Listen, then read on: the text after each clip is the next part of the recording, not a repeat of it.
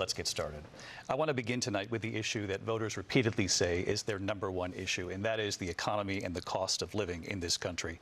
Vice President Harris, you and President Trump were elected 4 years ago, and your opponent on the stage here tonight often asks his supporters, are you better off than you were 4 years ago? When it comes to the economy, do you believe Americans are better off than they were 4 years ago? So I was raised as a middle-class kid. And I am actually the only person on this stage who has a plan that is about lifting up the middle class and working people of America. I believe in the ambition, the aspirations, the dreams of the American people. And that is why I imagine and have actually a plan to build what I call an opportunity economy. Because here's the thing. We know that we have a shortage of homes and housing, and the cost of housing is too expensive for far too many people. We know that young families need support to raise their children, and I intend on extending a tax cut for those families of $6,000, which is the largest child tax credit that we have given in a long time, so that those young families can afford to buy a crib, buy a car seat, buy clothes for their children.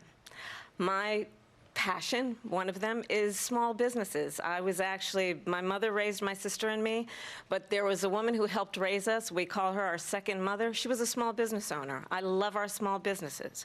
My plan is to give a $50,000 tax deduction to start up small businesses, knowing they are part of the backbone of America's economy. My opponent, on the other hand, his plan is to do what he has done before, which is to provide a tax cut for billionaires and big corporations, which will result in $5 trillion to America's deficit. My opponent has a plan that I call the Trump's sales tax, which would be a 20% tax on everyday goods that you rely on to get through the month.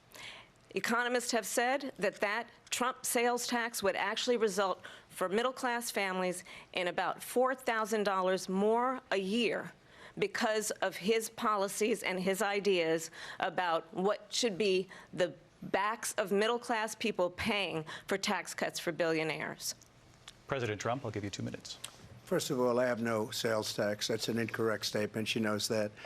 We're doing tariffs on other countries. Other countries are going to finally, after 75 years, pay us back for all that we've done for the world. And the tariff will be substantial in some cases. I took in billions and billions of dollars, as you know, from China.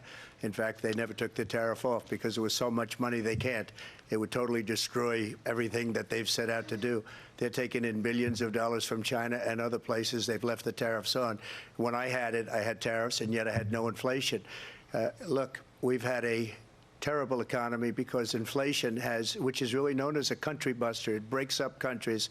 We have inflation like very few people have ever seen before, probably the worst in our nation's history. We were at 21%, but that's being generous because many things are 50, 60, 70, and 80% higher than they were just a few years ago. This has been a disaster for people, for the middle class, but for every class. On top of that, we have millions of people pouring into our country from prisons and jails, from mental institutions and insane asylums, and they're coming in and they're taking jobs that are occupied right now by African Americans and Hispanics, and also unions. Unions are going to be affected very soon. And you see what's happening. You see what's happening with towns throughout the United States. You look at Springfield, Ohio. You look at Aurora in Colorado. They are taking over the towns. They're taking over buildings. They're going in violently. These are the people that she and Biden led into our country, and they're destroying our country. They're dangerous. They're at the highest level of criminality, and we have to get them out. We have to get them out fast. I created one of the greatest economies in the history of our country. I'll do it again and even better. We are going to get to immigration and